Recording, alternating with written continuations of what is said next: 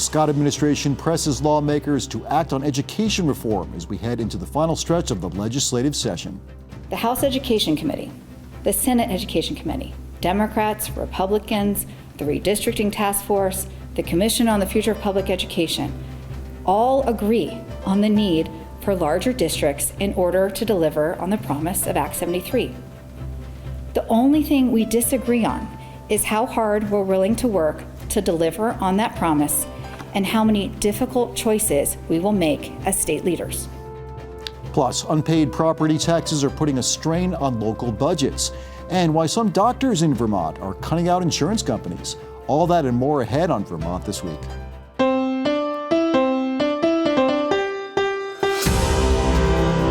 From the Vermont Public Studio in Winooski, this is Vermont This Week. Made possible in part by the Lintelak Foundation and Milne Travel. Here's Moderator Mitch Wertlieb.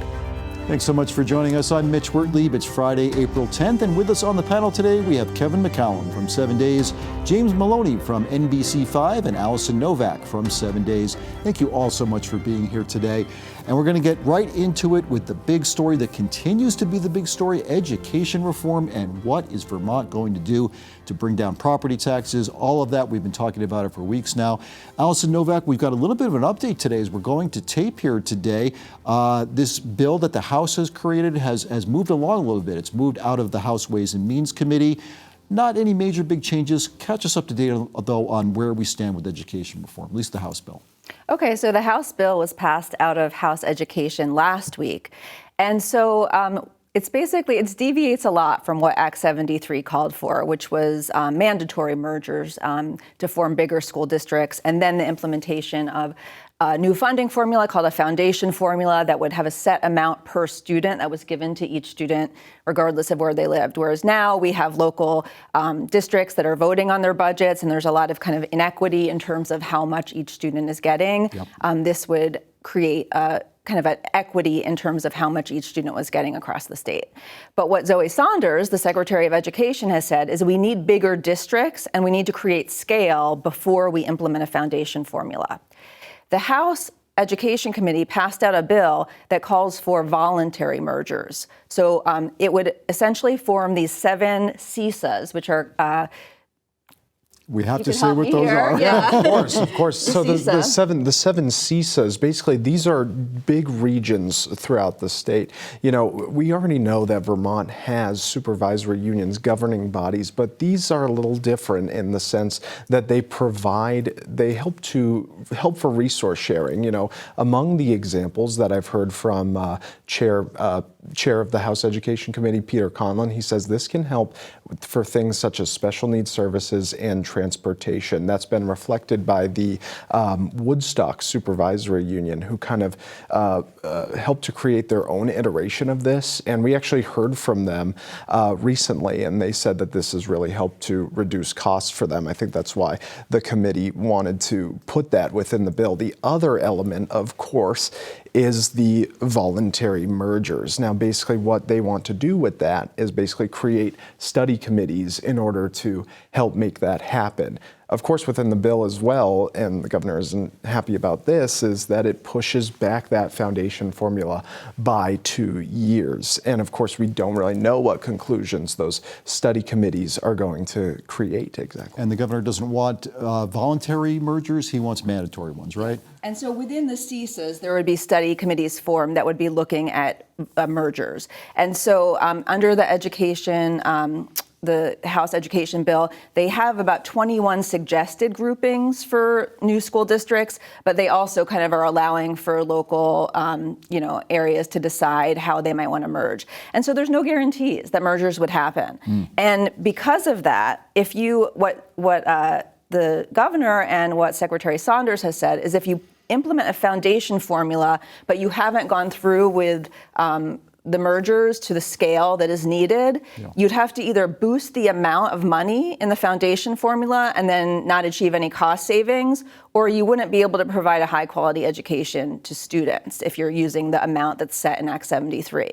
So all of these pieces kind of interconnect and work together, and because the House plan doesn't call for, mandated mergers, I think it's very uncertain as to, what would the future state of governance be. Well, very uncertain for sure. And Kevin McCallum, we know that Governor Phil Scott has already said, I'm not going to sign the state budget until I'm going to veto it unless we get these, mandatory mergers in the deal here. I mean, is he willing to go all the way with this, do you think? I think so, yeah. I think he doubled down on that threat just the other day. So, I mean, it's very clear that he thinks that if the legislature doesn't pass something that substantively consolidates districts in a major way, that they're not following through on their promise that they made to Vermonters with Act 73 last year. And so he's just trying to hold the line and say, guys, get back in there, figure this out, and bring me something that I can sign, because otherwise you shouldn't be allowed to go home. You shouldn't be allowed to claim victory. And so the biggest challenge here, though, is that, as Alison's great story in 7 Days This Week pointed out, was that the House and the Senate are just on different planes. They're just on very different, points where I don't know how they're going to consolidate those two. I don't know how they're going to come to a meeting of the minds. It's by design, though, right? I mean, it's true. On purpose. That is true. So there is a lot of concern that the House is operating separately from the Senate. And I loved Alison's story, but there was also a great graphic that illustrated it perfectly by Tim Newcomb at the top of her story. And you've got these two classrooms where you've got the House over here looking at a blackboard and a map, and you've got the Senate over here in a completely different classroom with a different board looking at it, trying to figure out what's going on. And that illustrates the fact that we have, bicameral legislature, and they just work on things separately. And then they try to come together at the end of the session and iron out differences between policies, between bills. I just think this is too big of an issue, and the differences between the two bills, which Alison's story laid out very well, are too great for them to actually make progress on this. And so last year we did see this conference committee coming together at the end of the session. The session went on way longer than it should have because of this trying to hash out a plan between the House and the Senate. And I think a lot of people think we're kind of in for a similar fate this year. So the Senate's plan, is very different. They would preserve supervisory unions, which are essentially kind of structures that house school districts within them. But within a supervisory union, you could have a couple school districts. Each of them still have their own school boards. So what Zoe Saunders and what Vermont Superintendents Association have said is they don't think supervisory unions are really the most kind of efficient governance structure, and they'd like to move just to school districts. But in the Senate bill, it's very set on preserving supervisory unions. They would reduce the number of supervisory unions. They'd also the bill aims to reduce the number of school districts from 119 to 58. So kind of having it, but 58 is still a lot more than what the governor and, the Secretary of Education would like to see. No question. And if a foundation formula was implemented on top of 58 school districts, what Secretary Saunders, who I had a pretty long interview with last week, said is, the money would not go far with 58 school districts. It's not building the scale that's necessary to implement a foundation formula. And what could happen if a foundation formula was put on top of 58 school districts? It could lead to, catastrophic cuts. It could lead to kind of coerced mergers where districts are finding themselves in a situation where they have to scramble to merge and they don't have time to think about it. And so kind of decision making made on the fly rather than kind of a system that kind of is more set up in an order that school districts can kind of wrap their head around before they have to do something. I mean, this stuff is so complex. Is it fair to say, Alison, that the Senate plan is, when you're talking about those the school districts still, maybe trying to have a little bit more local control than perhaps the House version? I think the reason for preserving supervisory unions and then allowing the school districts to be within the supervisory unions is so that those small school districts can continue to kind of have their own local control. And the local control thing is so interesting. I was thinking about it today, and it's just, I think there's good reasons for having local control, but when it comes to kind of a school system with 80,000 students, do you want one high school doing one thing and another doing something completely different? It seems that there would be a benefit to have a little more kind of coherence in our system, and local control really kind of works against that coherence. This stuff is, as I said, so complex, but the reason that it's so important and the reason we keep talking about it week after week is because of what could happen. And to just lay out this example, if nothing happens, here's what Vermont's tax commissioner has to say about that. The reality of it is, if we do nothing this year, we're looking at 175, close to $200 million in increases in taxes at the property tax level next year, which is 7 to 10%. So the problem's not going away. Not dealing with it this year is not an option. I mean, we keep hearing about this. Again, those kind of property tax rise, that's the kind of thing that led, to the sweep of Republicans that we saw. The Democrats no longer have their supermajority. People are really, really worried about this. So something has to give at some point. James Maloney, I want to ask you about one school district that seems to be trying to do something to get out ahead of all this, and that's the Champlain Valley School District. What have you found out about what they're doing? Yeah, so last May, their school board basically charged a group of, including teachers, community members, some administrators, to basically investigate one thing, and that's the transfer of roughly 160 middle schoolers from the Heinsberg Community School to the Charlotte Center School. So basically, that's a study committee right there. They've been working. I talked to the district COO, who's basically been the head of that, and basically they've been investigating this for the past 8 months to see if it's possible. And I think that this is very much a key example as to what we're looking at to bring this statewide. Is if individual, districts, individual study committees are going to look into mergers, how long exactly is that going to take? How long is it going to take to find how possible is it? And so that conversation is continuing. And I actually didn't include this in my story, but I did speak to one parent off camera who said, I'm all for these, all for that change. I just wish we could see a little more movement on it, because my children in that Heinsberg school are just not getting as many opportunities as they would in the other school. So that's interesting. This is a school district that's actually trying to take some action here and move the ball forward on this whole thing. And that's the other thing they said. We really want to get ahead of this. And it relates to what Secretary Saunders had said in terms of putting a lot of pressure on our school districts. While they're handling it, there is a lot of that pressure still there.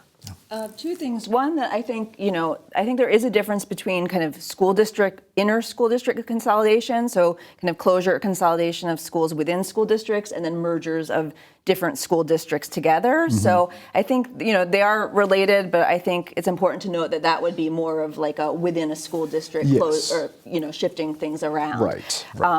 Yeah, and I also just think that, like you said, that Secretary Saunders said that this is something that, people are already considering this, but I think what she's kind of said is that we need to kind of have a more clear-cut plan, because what I think is happening is school districts are wanting to make some of these decisions, but they are also waiting for the legislature to see what the legislature does. And so it's a little bit of a situation where I don't think school districts want to make big moves until they know what the kind of overarching direction from the state is going to be. Right. So, and to Kevin's point, though, again, with the House and the Senate kind of being siloed here and having their very different versions of things, that makes it tougher for the districts to figure out what's going on, right? Yeah, right. At this point, I don't think there's going to be any real clarity about which direction that the legislature is going to go and whether they can get over the bar that the governor has set for several weeks. I mean, the session is supposed to wrap up in May, but with the governor saying that they're not going home until they solve this, I think it really makes it really unclear as to how long they're going to be able to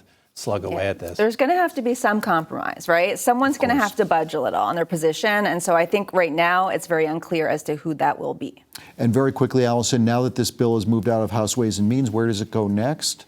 So it'll go to House Appropriations. So yeah, it passed House Ways and Means just about an hour ago, and it passed on a 6-5 vote, so pretty close. And I was listening to a little of the discussion before the vote, and even the people who voted yes, I think, felt pretty uncomfortable, unsure that this was going to be the path that is actually going to create the change that Vermont needs, with both relief for taxpayers as well as higher quality education. So. Relief for taxpayers. This leads to our next story. Kevin, you wrote this fascinating article that really shows what we're talking about here when we keep saying, why are people freaking out about property taxes? Well, when the property taxes in many of these communities don't get paid, the community's hurt. What did you find out in reporting that story? That's right. Well, first of all, this was a co-reporting story with my colleague Hannah Bassett. So she did a lot of the heavy lifting of going out to communities in the state and talking to the clerks and talking about what their taxpayer delinquencies look like. And so we had heard in the State House, people were starting to say, hey, look, there's some problems here. Like, you've got a 40% increase in 5 years in property taxes.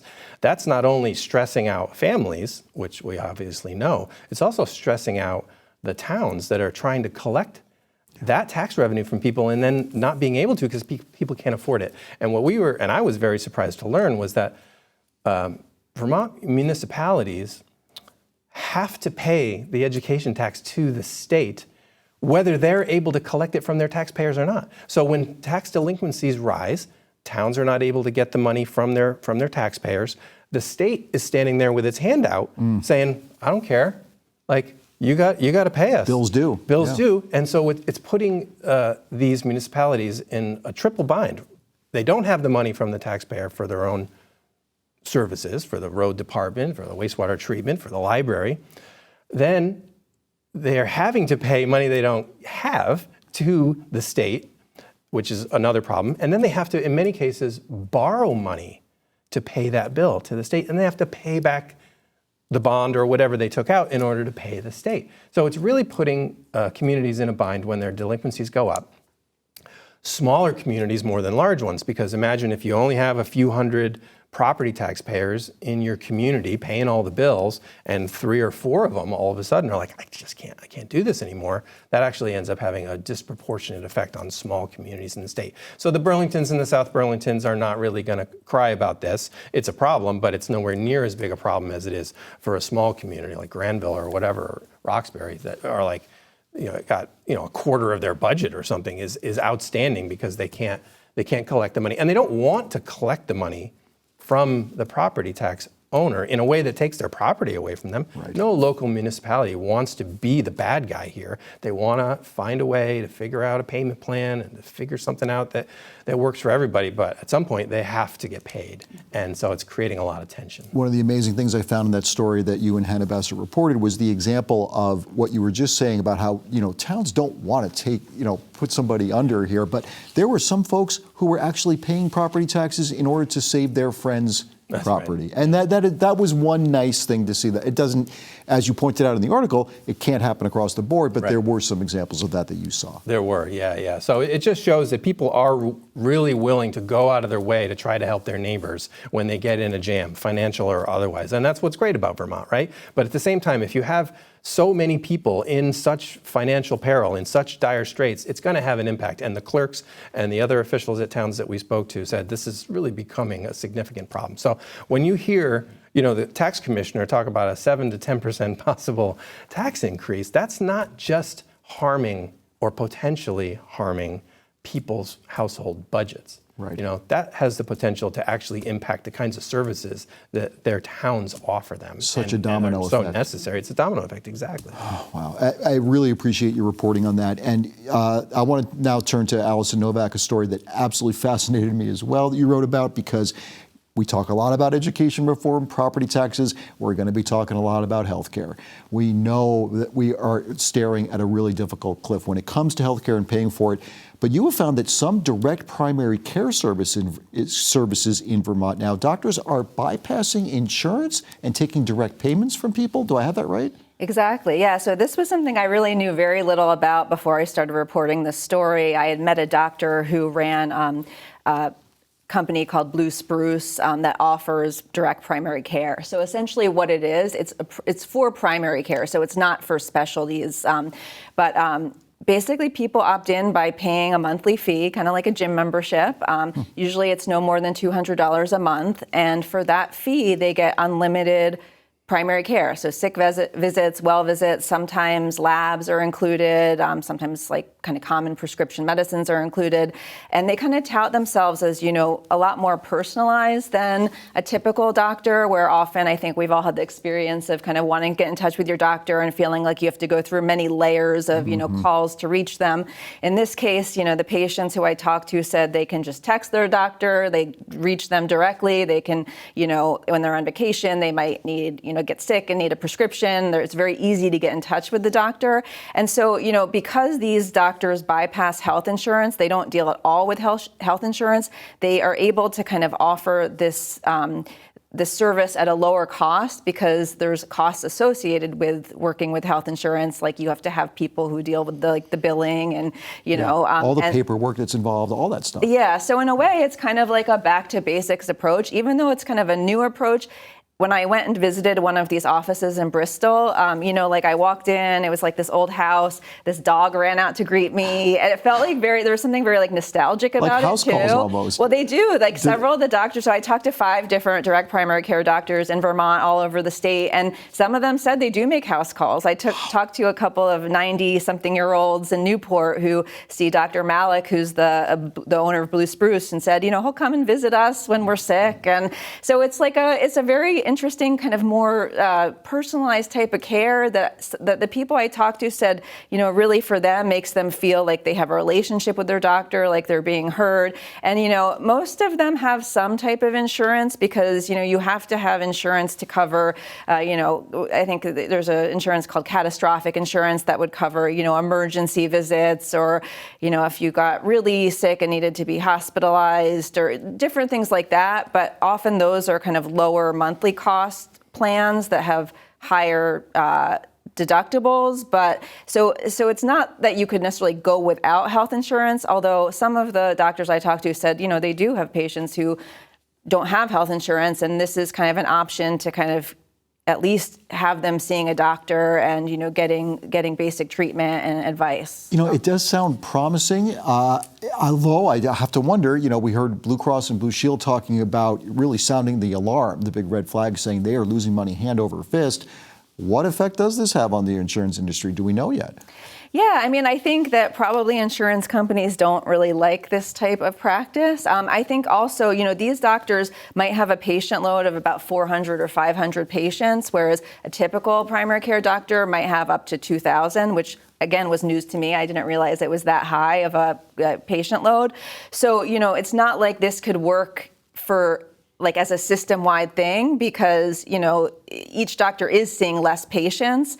But I just think it felt like a very solutions-oriented story about a topic that often feels like it doesn't have solutions. Yeah. And, I guess just talking to all the patients who I talked to, they all were really, really happy with the care and, really felt like this was working for them after being in a system that was not working for them for a long time. We could all use some kind of potential good news, at least on healthcare. Mm-hmm. So I really appreciated reading about that.